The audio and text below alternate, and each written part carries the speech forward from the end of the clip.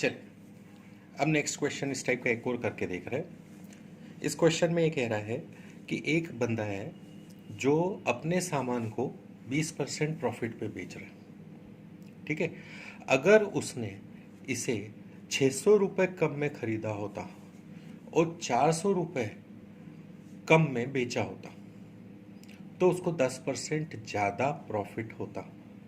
तो बताओ cost price क्या है।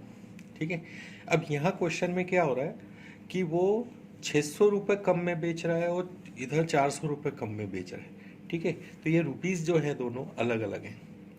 ये अलग अलग होने की वजह से हमको इसमें जो CPSP है उसको X मानना पड़ेगा। अगर हम X नहीं मानेंगे तो हम इस सवाल को नहीं कर पाएंगे। ठीक है, क्योंकि यहाँ पे क्या हो रहा है कि यहाँ पे इनिशियली जो है वो CP जो है वो 600 लेस है और SP जो है वो 400 रुपीज़ लेस है। ठीक है, तो हम इसमें कुछ नहीं करेंगे, X मान लेंगे तो भी ये सवाल बड़े आराम से किया जा सकता है। तो सबसे पहले क्या करेंगे, 20% प्रॉफिट दिया है, इसको फ्रैक्शन में कन्वर्ट कर लो तो हमें मिल रहा है 1/5। यहाँ से प्रॉफिट जो है 1 यूनिट आ गया और कॉस्ट प्राइस जो है 5 यूनिट आया। इन दोनों को जोड़ने से सेलिंग प्राइस 6 यूनिट्स आ गया। ये हमको फर्स्ट लाइन से ये डिटेल्स मिल रही हैं। सेम वहीं सेकेंड लाइन से हमको क्या मिल रहा है, 10% ज़्यादा प्रॉफिट हो रहा है ना। पहले 20% प्रॉफिट हो रहा था तो अब 10% ज़्यादा यानी कि 30% प्रॉफिट हो रहा है।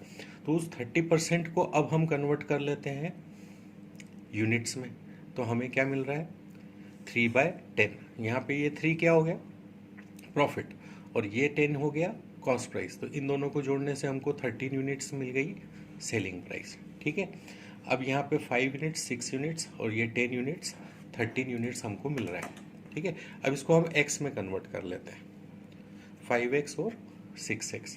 ऐसा इसलिए करा कि इससे हमको ये पता चला कि जब 5X कॉस्ट प्राइस में से 600 रुपये कम हो रहा है। ठीक है, कॉस्ट प्राइस में से 600 रुपये कम हो रहा है और इधर हमारे पास क्या हो रहा है, सेलिंग प्राइस में से 400 रुपये कम हो रहा है। ठीक है, तो ये कॉस्ट प्राइस में से हमने 600 रुपये कम करे, यहाँ सेलिंग प्राइस जो हमको आई थी उसमें से हमने 400 रुपये कम करे, तो ये करने पर हमको यही फाइनली मिल रहा है। तो बस ये divided by CP/SP is equal to CP/SP कर दिया। तो ये फर्स्ट लाइन की CP, फर्स्ट लाइन की SP equal to second line की CP और ये सेकेंड लाइन की SP कंपेयर किया, क्रॉस मल्टीप्लाई किया, यहाँ से आपको X की वैल्यू आ रही है 3800 रुपीज़। ठीक है, 5X की वैल्यू 3800 रुपीज़ और यही 5X जो है वो CP है।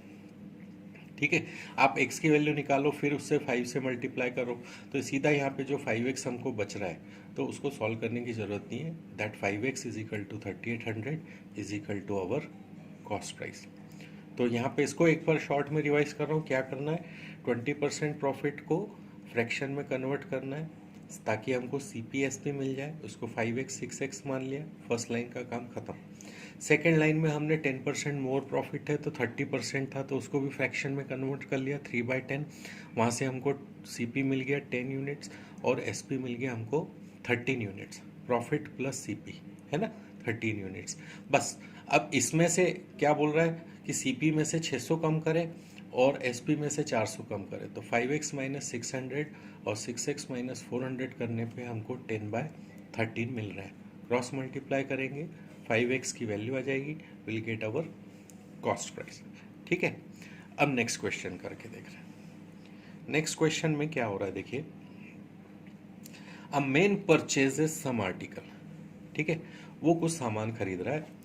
सामान किस तरीके से खरीद रहा है कि 11 आर्टिकल्स 10 रुपये में खरीद रहा है और 10 आर्टिकल्स 11 रुपये में बेच रहा है। यहाँ पे ये थोड़ा सा मिसमैनेजमेंट है आर्टिकल का, खरीद रहा है 11 बेच रहा है 10 और उसके रेट भी अलग अलग हैं। पहले 11 10 में खरीद रहा है और 10 11 में बेच रहा है। तो बताओ कि उसको टोटल ओवरऑल प्रॉफिट हो रहा है या लॉस हो रहा है। ठीक है, तो हम इन क्वेश्चंस को कैसे करेंगे, सबसे पहले तो आर्टिकल्स और प्राइस इनकी दो अलग अलग रेंज बना लेंगे। इनिशियली क्या हो रहा है 11 आर्टिकल्स है तो हमने यहाँ 11 आर्टिकल्स रख लिए, फिर उनकी प्राइस 10 रुपीज़ वो हमने यहाँ पे रख ली।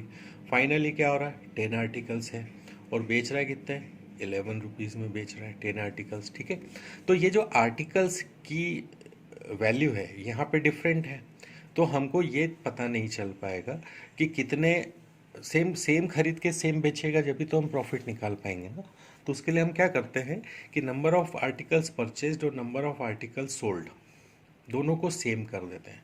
उसके लिए इसको क्रॉस मल्टीप्लाई करो, ऊपर वाली इक्वेशन में जो 11 है उसको मल्टीप्लाई कर दो 10 से, और नीचे वाली को मल्टीप्लाई कर दो 11 से। ठीक है, तो पूरी इक्वेशन में मल्टीप्लाई किया। ठीक है, तो यहाँ पे हमको 110 यूनिट्स हो गए ने, खरीदे भी 110, बेचे भी 110।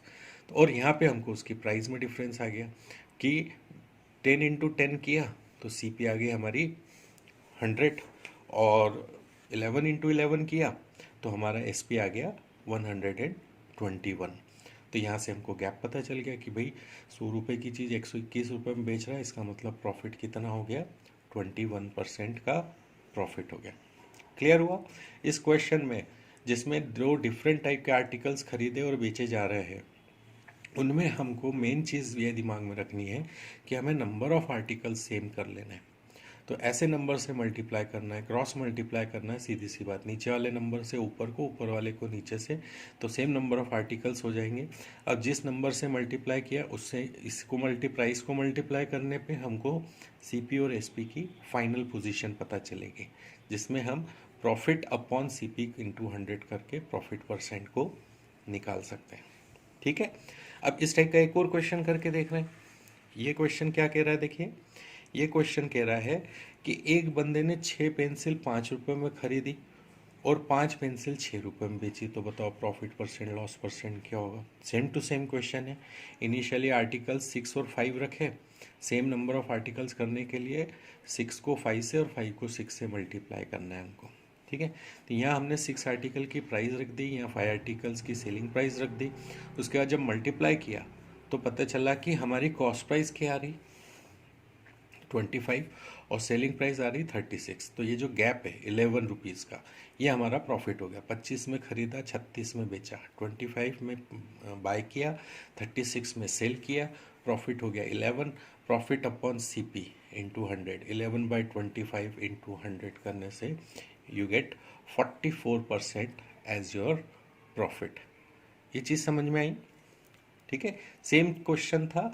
नंबर ऑफ आर्टिकल जो है 6 पेंसिल 5 पेंसिल, इनको 30 पेंसिल में हमने कन्वर्ट कर लिया। उसके लिए हमको इसको 5 और इसको 6 से मल्टीप्लाई करना पड़ा।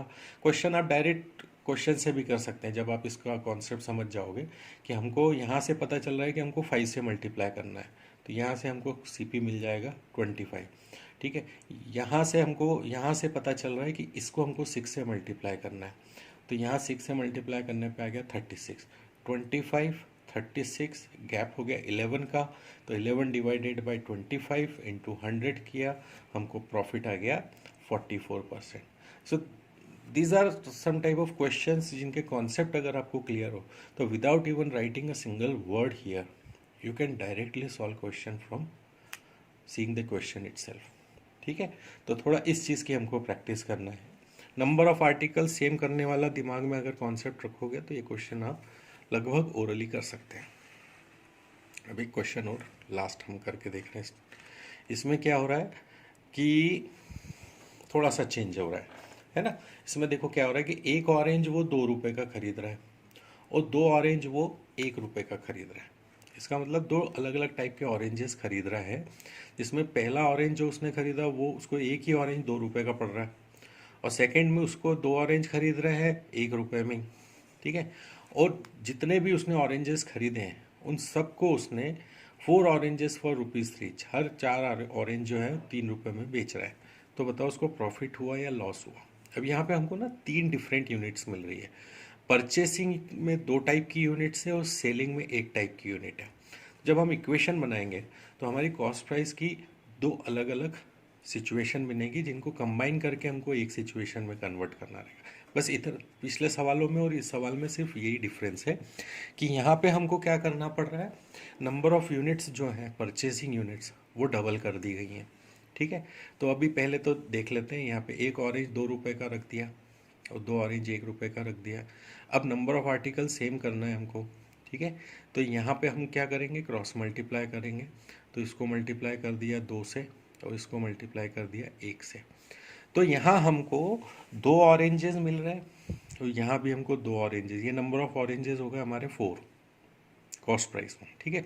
और ये मल्टीप्लाई करने से हमको क्या मिल रहा है कि जो ऊपर वाला ऑरेंज है उस पर इन्वेस्टमेंट मिल गया हमको 4 रुपये का, और उसके नीचे वाले ऑरेंज में हमको इन्वेस्टमेंट मिल गया 1 रुपीज़ का। तो टोटल हमारा इन्वेस्टमेंट हो गया 5 रुपये का, ठीक है। अब नंबर ऑफ ऑरेंजेस 4 है जो 5 रुपये में बेचे, और इधर नंबर ऑफ ऑरेंजेस 4 है जो 3 रुपये में बेचे, ठीक है। तो सीपी और एसपी आ गया 5 और 3 रुपीज़। ये बात ध्यान रखना है कि यहाँ पे नंबर ऑफ ऑरेंजेस जो खरीदे हैं वो नंबर ऑफ ऑरेंजेस जो बेचे हैं उसके बराबर होना चाहिए। अगर किसी भी टर्म में वो नहीं आ रहा है तो सीपी और एसपी में नंबर ऑफ आर्टिकल्स को क्रॉस मल्टीप्लाई करके हमको एसपी के बराबर बनाना पड़ेगा, ठीक है। तो ये सीपी और एसपी आ गया। अब गैप आ गया, हमको क्या हो रहा है, देखो ज़्यादा में खरीदा है कम में बेचा है, इसका मतलब लॉस हो रहा है। हर 5 रुपये पे उसको 2 रुपये का लॉस हो रहा है। तो 2 डिवाइडेड बाय 5 इंटू 100 करेंगे तो हमें यहाँ से पता चल जाएगा कि उसको कितना हो रहा है, 40% का लॉस हो रहा है। क्लियर हुआ ये क्वेश्चन आपको? इस क्वेश्चन को फिर से अगर मैं शॉर्ट में एक बार समझूँ तो क्या इसका मतलब होगा, इसमें 2 अलग अलग टाइप की आर्टिकल्स खरीदे गए हैं, तो हम उन आर्टिकल्स को क्रॉस मल्टीप्लाई करके सेम नंबर ऑफ आर्टिकल्स करके और पता करेंगे कि टोटल इन्वेस्टमेंट कितना हुआ है, ठीक है। और अच्छा, ये हमने 4 क्यों बनाए, ये भी एक इम्पॉर्टेंट बात है। हमने इसको ऐसा क्यों किया कि हमको इसको 4 करना पड़ा, क्योंकि हमारे जो सेलिंग प्राइस है, हमारे 4 ऑरेंजेस जो है वो 3 रुपये में बेचे गए, तो हमको ये जो है कॉस्ट प्राइस, इसको हमको सेलिंग प्राइस में नंबर ऑफ आर्टिकल्स की टर्म में सेम करना पड़ेगा। इसलिए हमने इसको क्रॉस मल्टीप्लाई करके 4 यूनिट्स ये 4 यूनिट्स ये रखी, यहाँ से हमने उन 4 यूनिट्स की कॉस्ट प्राइस निकाल ली, ये 4 यूनिट्स की हमने सेलिंग प्राइस निकाल ली, डिफरेंस निकाल लिया, तो हमें पता चला कि लॉस 40% का हो रहा है। क्लियर है ये चीज़? ठीक है। This is way how you solve this questions.